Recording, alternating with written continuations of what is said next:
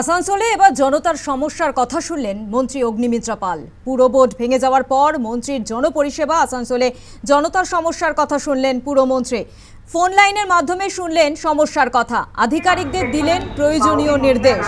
পুরো বোর্ড ভেঙে যাওয়ার পর জনপরিষেবায় উদ্যোগ। আসানসোলে জনতার মুখোমুখি পুরমন্ত্রী অগ্নিমিত্রা পাল ফোন লাইনের মাধ্যমে শুনলেন সাধারণ মানুষের সমস্যার কথা।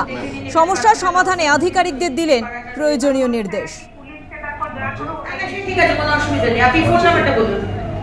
আমার 95 649 55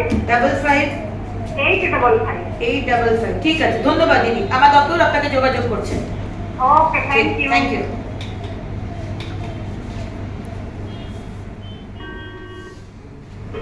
নমস্কার অগ্নিমিত্রা, এই বিষয়টা জেনে নিচ্ছেন। হ্যাঁ, আপনি বসুন উঠে দাঁড়াবেন। পুরো বোর্ড ভেঙে যাওয়ার পর মন্ত্রীর জনপরিষেবা। আসানসোলে জনতার সমস্যার কথা শুনলেন রাজ্যের পুরমন্ত্রী অগ্নিমিত্রা পাল। ফোন লাইনের মাধ্যমে শুনলেন সমস্যার কথা, আধিকারিকদের দিলেন প্রয়োজনীয় নির্দেশ। আমি না রাজডাঙ্গা একটা বাড়ি কিনেছি।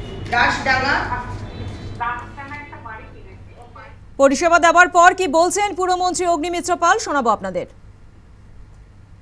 আজকে আমরা আসানসোল মিউনিসিপ্যাল কর্পোরেশন থেকে আমরা মুখোমুখি বলে একটি কার্যক্রম শুরু করলাম, যাতে আসানসোল মিউনিসিপ্যাল কর্পোরেশনের আন্ডারে যে সমস্ত মানুষ রয়েছেন তারা কোনো পরিষেবা যদি না পান, আমাদের তরফ থেকে যদি কোনো ভুল হয়, কোনো অসুবিধা হচ্ছে, আমাদের সরকারের সঙ্গে আপনারা অবশ্যই একটি নাম্বার, যেটা আমরা দিয়েছি, দুটি নাম্বার আপনারা যোগাযোগ করবেন এবং সেই নাম্বারটি আমি থাকবো, আমি ফোনটি তুলব এবং আমার সমস্ত যারা আধিকারিকরা রয়েছেন, আমাদের অ্যাডমিনিস্ট্রেটর আদিতি ম্যাডাম রয়েছেন, আমাদের কমিশনার মিস্টার মোহান্তি রয়েছেন এবং আমাদের পুলিশের আধিকারিক রয়েছেন এবং যখন আমাদের প্রোগ্রামটি হচ্ছিল তখন সমস্ত যারা ভার্টিক্যাল হেডস তারা সবাই ছিলেন।